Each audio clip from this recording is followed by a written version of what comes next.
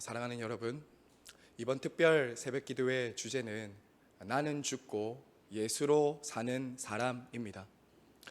나는 죽고 예수로 살아야 정말 행복한 신앙생활을 할 수 있고, 죄를 점점 이기고 하나님이 원하시는 뜻대로 살아갈 수 있습니다. 그럼 여기서 죽어야 할 자아, 죽어야 할 나는 무엇이라고 말씀드렸습니까? 죽어야 할 나, 죽어야 할 이 자아는 무엇이라고 했습니까? 여전히 우리 안에 남아있는 이 자기 중심성을 따르는 옛 사람이라고 했습니다. 저는 어릴 때부터 저희 부모님께서 목회하시던 그 어린 시절부터 그리고 지금까지 열심히 있다고 하는 사람들로 인해서 주변 사람들이 상처를 받고 교회를 떠나는 것을 많이 보았습니다. 그리고 교회가 시험 드는 것을 이렇게 보았습니다. 또 시간이 가도 좀처럼 신앙이 자라지 않는, 여전히 그 자리에 머물러 있는 사람들, 하나님보다 사람들을 더 의식하고 하나님 앞에 좀처럼 자아가 깨트려지지 않는 사람들을 보았습니다. 그때는 사실 그 이유가 무엇일까 잘 이해가 되지 않았습니다. 그런데 여러분, 시간이 가면 갈수록 깨달아지는 것이 있었는데, 그것은 바로 여전히 살아있는 죽지 않는 자아 때문이구나 라는 것을 알게 되었습니다. 자아가 죽지 않은 목사 때문에, 자아가 죽지 않은 장로들 때문에, 자아가 죽지 않는 권사들과 집사들 때문에 교회가 어려움이 있고 시험이 드는 것 참 많이 보았습니다. 여러분이 자아를 다루지 않고 신앙생활을 계속하게 되면 자기 중심, 자기 고집, 자기 생각, 자기 기분, 자기 욕심대로 신앙생활을 하면서도 무엇이 문제인지 모르고 살아가는 것입니다. 여러분, 이런 말씀을 들을 때 옆에 사람이 떠오르는 것이 아니라 자기를 살필 줄 아는 것이 참된 성도들의 모습입니다. 성도 여러분, 그래서 우리는 지난주에 특세를 시작하면서 첫 번째 날 이것을 먼저 인정하고 시작하자라고 했습니다. 이것을 먼저 인정하고 기도하자라고 했죠. 문제는 밖에 있는 것이 아니라, 다른 사람이 아니라 바로 내 안에 있는 자아가 문제다라는 것을 인정하고 우리가 이 기도 시간에 나아가자라고 했습니다. 그리고 여러분, 우리는 동시에 나는 죽고 예수 그리스도 안에서 이미 다시 살아났다라는 이 복된 신분의 변화, 이 그러나의 변화가 있다라는 것을 이미 얻은 승리를 근거로 기도해야 된다라고 말씀을 드렸습니다. 나는 더 이상 죄로 인해 죄에 사로잡혀 사는 종이 아니다. 나는 자아가 이미 나를 다스릴 수 없는 사람이다. 나는 예수님과 함께 다시 살아난 사람이다 라는 이 복된 신분의 변화, 내가 다시 살아났다라는 것을 믿고 싸우고 나아가야 된다라고 말씀을 드렸습니다. 성도 여러분, 오늘 말씀해 보시면 이 사도 바울은 나는 죽고 예수 그리스도로 살아난 사람을 하나의 중요한 이미지를 통해서 우리에게 가르쳐주고 있습니다. 사도 바울은 정말 우리가 예수 그리스도 안에서 함께 죽고 다시 살아난 사람이라는 것을 알려주기 위해서 하나의 중요한 이미지를 보여주는데요, 그것은 바로 세례입니다. 세례. 여러분, 3절 말씀 한번 다시 읽겠습니다. 3절입니다. 무릇 그리스도와 예수와 함께 세례를 받은 우리는 그의 죽으심과 합하여 세례를 받은 줄을 알지 못하느냐. 여러분, 세례가 무엇입니까? 세례. 여러분 가운데서는 이미 세례를 받으신 분도 계시고 또 아직 세례를 받지 않으신 분도 계실 것입니다. 여러분, 세례의 가장 중요한 의미는 물에 잠기는 것입니다. 물에 잠기다. 여러분, 물에 잠기다라는 이 뜻이 어떤 의미입니까? 물에 잠그는 것은 죽음을 의미합니다. 그리고 물 밖으로 다시 나오는 것은 다시 살아나는 것을 의미하는 것이죠. 그래서 세례를 받을 때 어떻게 받습니까? 사람을 물에 잠구었다가 다시 일으키는 방식으로 세례를 줍니다. 이때 물에 잠기는 것은 다시 말씀드리지만 죽음을 의미하는 것이고, 물을 밖으로 다시 끄집어내는 것은 살아나는 부활을 의미하는 것이죠. 그래서 지금도 침례교에서는 실제로 강단 옆에 세례조가 있어서 세례자들을 물에 입수시키고 다시 꺼내는 방식으로 세례를 주기로 합니다. 여기서 중요한 것은 물을 뿌리기도 하고 교단마다 물을 붓기도 하고 물을 안수하기도 하지만 그 의미는 동일하다는 것입니다. 예수 그리스도 안에서 죽고 다시 살아났다라는 것을 선언하는 출생신고식과 같은 것이죠. 세례는 두 가지 의미가 있습니다. 하나는 나의 옛 자아는 죽었다는 사망신고식입니다. 그리고 다시 물 밖으로 끄집어내면서 나는 예수 그리스도와 함께 살아났습니다라는 것을 보여주는 출생신고식입니다. 여러분, 그림 하나를 제가 오늘 새벽에 하나 보여드리겠습니다. 이런 것을 이해하기 좋은 초기 기독교 세례단입니다. 여기 보시면 그 당시 지금 아래쪽에서 보이는 계단에서부터 세례자가 들어갑니다. 거기서 들어가서는 세 가지 고백을 하고 세례를 받고 물 밖으로 반대쪽으로 나가는 것이죠. 하나 더 볼까요? 옆에서 보시면 좀 더 분명하게 드러날 것입니다. 오른쪽에서, 여러분이 보이는 오른쪽에서부터 세례자가 들어갑니다. 그리고 그 중앙에서 당신은 예수 그리스도를 믿습니까? 하나님을 믿습니까? 성령님을 믿습니까? 라고 고백을 한 이후에 물에 3번 잠깁니다. 완전히 죽었다는 거죠. 그리고 반대편으로 나아가는 것입니다. 여러분이 세례조가 우리에게 보여주는 것이 무엇이겠습니까? 이전의 삶에 대해서는 완전히 죽어버렸고 새로운 삶으로 살아가겠다라는 것을 이 세례조는 아주 잘 보여주는 것이죠. 여러분, 세례에 대해서 성경에도 우리에게 아주 잘 보여주는 이미지, 한 성경의 이야기가 있습니다. 그것은 바로 홍해 사건입니다. 홍해 사건. 고린도전서 10장에 보면 사도 바울은 이스라엘 백성들이 출애굽해서 홍해를 건넌 사건을 무엇에 빗대는지 아십니까? 세례에 빗댑니다. 세례. 그들이 모두 다 함께 홍해를 건너면서 세례를 받았다라고 말하는 것이죠. 그들은 이전에는 애굽의 종로로 타던 바로의 종들이었습니다. 하지만 이제 그들은 홍해를 건넌 순간부터, 세례를 받은 순간부터는 이제 더 이상 애굽의 종이 아니라 하나님의 백성, 하나님의 종들이 된 것이죠. 이것이 바로 세례가 보여주는 의미입니다. 그래서 제가 조금 전에 말씀드렸죠. 세례식은 장례식이면서 동시에 출생신고식입니다.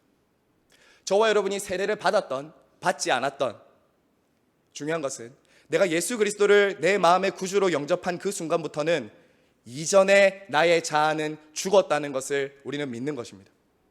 그리고 다시 태어난, 나는 다시 태어났다라는 것을 믿고 살아가는 것, 이것이 세례받은 신자들의 가장 중요한 정체성이며 삶이다라는 것이죠. 사랑하는 성도 여러분, 그러므로 이제 저와 여러분이 그리스도를 믿고 다시 거듭났으면 이전의 자아가, 죄가 저와 여러분들에게 이래라 저래라 명령하는 대로 살지 않아야 한다는 것입니다. 그럼 이런 질문을 하시는 분들이 계실 수 있습니다. 목사님, 그럼 예수 믿으면 죄 안 짓습니까? 죄의 유혹도 안 받고 천사처럼 살 수 있다는 말입니까? 물론 그런 말씀을 드리는 것이 아닙니다. 이전에도 제가 여러 번 거듭 강조해서 말씀드렸다시피 예수 믿고도 우리는 실수하고 넘어지고 죄 지을 수 있습니다. 때로는 원하지 않는 자아가 나를 이끌어가는 그것을 우리는 느끼면서 괴로워하고 낙심하고 탄식하게 됩니다. 하지만 여기서 중요한 변화가 하나 생겼죠. 그것은 내 자아가 지금 꿈틀대고 있다는 것을 인식하기 시작했다는 거예요. 아, 문제가 있구나, 내 안에 있구나. 그리고 동시에 또 무엇이 있습니까? 그 이전의 삶을, 이전에 내 자아가 다스리는 것을 사랑하지 않는다는 거예요. 미워하기 시작했다는 거예요. 싸움이 있다는 것입니다. 이 싸움이 없는 것, 이 탄식이 없는 것, 이 부르짖음이 없는 것이 더 문제다라고 말씀을 드렸죠. 예수님을 믿고 마음대로 살 수 없는 자신을 보게 되는 것입니다. 더 이상 습관적으로, 반복적으로, 지속적으로 죄를 지으면서 살 수 없는 것이죠. 사랑하는 여러분, 그러므로 이미 저와 여러분이 죄에 대해서 죽었고 그리스도 안에서 다시 살아났다는 이 복된 진리를 믿고 이제 살아가라라는 것입니다. 여러분, 그러면 여기서 한번 질문을 드려보겠습니다. 저와 여러분이 가장 자주 짓게 되는 죄가 무엇입니까? 여러분은 아시지 않습니까? 하나님과의 관계에서 정말 저와 여러분을 가장 자주 넘어지게 만드는 죄가 무엇입니까? 교만, 시기, 질투, 음란, 욕심, 미움, 혈기, 나태, 게으름. 여러분이 가장 자주 넘어지는 죄가 무엇입니까? 가장 여러분들을 자주 옛 자아로, 그 옛 사람으로, 다시 죄의 종으로, 다시 탄식하게 만드는 삶의 자리로 나아가게 만드는 그 죄의 열매, 그것이 무엇입니까? 여러분은 아시지 않습니까? 그런 우리의 자아를 부추기는 죄들이 있을 때 여러분 그때마다 여러분 자신의 신분을 기억하셔야 돼요. 여러분 자신의 신분을 기억하셔야 돼요. 나는 더 이상 죄의 종이 아니지. 나는 그리스도와 함께 살아난 하나님의 백성이지. 미운 오리 새끼 컴플렉스에 있어서는 안 된다고요. 여러분은 백조입니다.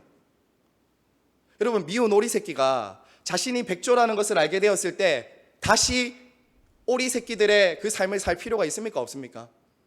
없습니다. 다시 진흙탕에 뒹굴지 않아도 된다고요. 백조라고요. 그런데 미운 오리 새끼가 백조인 것을 알면서도 여전히 오리들과 어울려서 지낼 필요가 없는 것이죠. 마찬가지입니다, 여러분. 저와 여러분은 죄 가운데 머물면서 살 그런 존재들이 아닙니다. 이전의 삶은 지나갔고 하나님의 자녀답게 살아가야 되는 삶으로 우리는 이미 들어와 있어요. 이 말은 여러분, 구원받기 위해서 저와 여러분들이 열심히 살아가야 된다는 걸 말씀드리는 것이 아닙니다. 이미 구원받은 하나님의 자녀의 신분에 합당하게 살아가라라는 말씀입니다. 사랑하는 여러분, 그러므로 저와 여러분이 다시 죄와 자아가 나를 끌어가려고 하고 다시 옛사람으로 나를 인도하려고 할 때마다 여러분 끊임없이 여러분 스스로에게 선포하십시오. 그리고 여러분 누구인지 기억하시기 바랍니다. 나는 하나님의 백성이다. 나는 하나님의 자녀이다. 나는 다시 이전처럼 죄인의 삶, 거지 같은 삶을 살지 않겠다 라고 스스로에게 끊임없이 기억하고 선포하셔야 합니다. 그래야 부활의 능력이 내 안에서 역사하는 것을 경험하게 될 것입니다. 여러분, 제가 이번 특세 때 저와 여러분이 함께 읽는 나는 죽고 예수로 사는 사람에서 굉장히 이 내가 죽은 사람이 어떤 사람인지를 굉장히 잘 묘사하는 부분이 있어서 제가 이번에 좀 한번 그 대목을 짧게 한번 읽어드릴 테니까 한번 잘 보시기 바랍니다. 죽은 사람은 표시가 납니다. 지금 내 옆에 시체가 누워있다고 상상해 보십시오. 그가 시체라는 것을 어떻게 알 수 있습니까? 그는 코로 숨을 쉬지 않고 가슴에 손을 대어 보아도 심장이 뛰지 않습니다. 주위의 어떤 자극과 변화에도 반응하지 않습니다. 마찬가지로 우리는 자아가 죽은 사람도 알아볼 수 있습니다. 사람의 어떤 말이나 평가에 대해서도 죽었고 칭찬에 대해서도 죽은 사람이 진짜 죽은 사람입니다. 여러분, 저와 여러분이 지금 살아있다는 것을 무엇으로 알 수 있습니까? 저와 여러분이 살아있다는 것, 내가 나 자신을 꼬집어보고 내가 옆에 사람이 나를 이렇게 자극할 때 반응하는 것은 내가 살아있다는 것이죠. 그렇죠? 누군가 나를 꼬집었을 때 혹은 내가 나 자신을 꼬집었을 때 감각이 있다는 것은 살아있다는 것입니다. 여러분, 여러분의 자아가 살아있는지 죽어있는지 알 수 있는 법도 바로 이것입니다. 나는 외부의 자극에, 다른 사람들이 나에 대해서 하는 평가와 인정에, 그리고 죄와 자아의 충동에 얼마나 반응하지 않는가, 이것으로 내가 죽었는가 살았는가를 알 수 있다는 것입니다. 이것은 무감각해지라는 것이 아닙니다. 모든 것을 무시하라는 말씀도 아닙니다. 이 말은 이런 거예요. 다른 사람들이 혹은 죄와 자아가 나를 충동하고 부추길 때 이전의 옛 자아대로 반응하지 않겠다라는 거예요. 이전에 그리스도 밖에 있었던 나 배하주로 반응하지 않겠다라는 거예요. 다시 살아난 그리스도 안에서 새 사람이 된 배하주로 반응하는 거예요. 책을 읽다가 유기성 목사님이 목회를 하시면서 경험했던 그 이야기를 보면서 제가 참 감동한 대목이 있어서 저 자신에게도 적용하지만 여러분들에게도 적용하고자 이 말씀을 드리면서 말씀을 맺으려고 합니다. 여러분, 유기성 목사님이 목회를 하시다가 터무니없는 억울한 일을 당하셨다라고 합니다. 너무 억울하고 분해서 잠도 안 오고 심장은 두근두근 거리고 당장이라도 그 소문을 낸 당사자에게 찾아가서 당신 왜 그랬냐고 공개적으로 그 사람을 재판하려고 했다라고 합니다. 공개적인 사과를 받으려고 하셨대요. 하지만 목사님이 이것은 하나님이 원하는 방식이 아니구나 라는 것을 깨달은 후에 이런 괴로운 순간에 이런 마음이 들더랍니다. 그래, 바로 지금이 자아가 죽어야 되는 때구나. 바로 지금이 자아가 죽어야 되는 때구나. 그런데 어떻게 죽어야 될지 도무지 잘 모르겠더랍니다. 그래서 무릎을 꿇고 기도 시간에 가만히 어떻게 해야 될지 모르고 주저주저하고 머뭇거리고 있는데 자신 안에 이런 고백이 터져 나왔다고 합니다. 저는 오늘 이 새벽에 저와 여러분들이 이런 기도를 하나님 앞에 좀 드리면 좋겠어요. 이렇게 기도했습니다. 하나님, 유기성은 죽었습니다. 하나님, 유기성은 이미 죽었습니다. 이렇게 3번, 4번 실성한 사람인 것처럼 계속 나는 죽었습니다. 나는 이미 그리스도와 함께 죽었습니다. 나 유기성은 죽었습니다. 이렇게 실성한 사람처럼 하나님 앞에 막 애통하면서 기도하기 시작했다고 합니다. 여러분, 그 고백을 반복해서 하고 있는데 어느덧 자기 안에 죽음이 임하는 것을 경험하게 되었다라고 합니다. 그 죽음은 목사님의 영혼을 굉장히 평안하게 만들어주고 그리고 이전에 억울해서 견디지 못하고 미워했던 그 마음을 사라지게 만드는 경험이었다라고 책은 말하고 있습니다. 사랑하는 여러분, 나는 이미 죽었다. 나는 그리스도와 함께 살아난 사람이다 라는 것, 이 복된 진리를 과거에 2000년 전에 일어난 십자가에서 일어난 일이 아니라 지금 오늘 나의 현실에서 이루어지기 위해서 여러분, 우리가 기도해야 한다는 것이죠. 나의 죽음, 예수 그리스도 안에 있는 죽음 속에 발견된 나의 죽음을 보고 십자가에서 다시 살아나신 그리스도를 바라보면서 우리가 다시 살아나야 된다라는 이 복된 진리를 선언해야 한다는 것이죠. 성도 여러분, 말씀을 맺겠습니다. 저와 여러분은 이미 죽은 사람들입니다. 저와 여러분은 이미 죽은 사람들입니다. 그리스도와 함께 세례를 받고 이미 그리스도와 함께 죽었고 다시 살아난 사람들입니다. 여러분, 이미 사망 신고하셨습니다.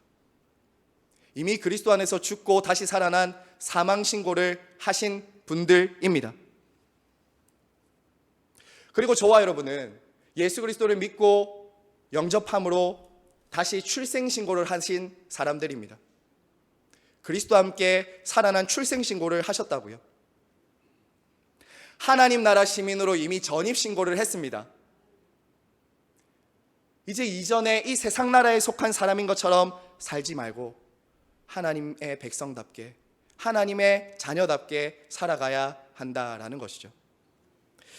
어쩌면 제가 오늘 말씀 결론을 지으면서 이런 마음이 들더라고요.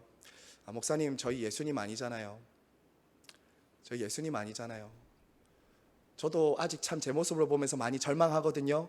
그런데 계속 새벽마다 안 죽어지는 저를 보고 계속 죽어야 된다 하면 어쩝니까? 목사님, 아직 안 됩니다. 어떻게 삽니까? 제가 그런 분들에게 오늘 이 말씀을 마지막으로 드리면서 마치고 싶습니다. 여러분, 신분은 변화되었지만 수준은 아직 변화되고 있다는 것을 여러분 기억하십시오. 신분은 변화되었지만 수준은 여전히 변화되고 있는 과정이라는 것 여러분 기억하십시오. 구구단을 못하는 아이가 중학교에 들어간다고 해서 저절로 구구단 할 수 있는 것이 아닙니다. 신부는 변화되었어도 그리스도 안에서 자라가는 과정, 그 수준에 이르도록 하나님께서 저와 여러분을 변화시켜 가실 것이라는 것, 그 수준에 이르도록 하나님이 지금도 열심으로 우리를 빚어가시고 다루어 가신다는 것, 이것을 여러분 믿으셔야 됩니다. 하나님께서 저와 여러분을 그러한 수준에 이르도록 빚어가시고 변화시켜 가실 것이라는 것을 신뢰하면서 패배의식이 아니라 맞아, 하나님의 열심으로 나를 그 자리까지 이르게 하실 거야 라는 그 믿음과 기대를 가지고 신앙생활 하셔야 돼요. 그렇게 저와 여러분이 이미 얻은 복된 신분을 가지고 그리스도께서 나를 그렇게 그 자리에 이르도록 하실 것이라는 그 믿음을 가지고 죄와 자아와 싸워 승리하는 우리 모두가 되기를 간절히 바라고 소망합니다. 우리를 그리스도와 함께 다시 살리신 성부 하나님과 우리를 죄와 자아로부터 구원하시고 자유케 하기 위해서 십자가에 죽으신 성자 예수님과 지금도 우리 안에 계셔서 그리스도와 함께 죽고 다시 살아난 복된 신분과 그 신분에 걸맞는 삶을 살도록 하시는 성령 하나님께 세세무궁토록 영광을 돌릴지어다. 아멘. 이 시간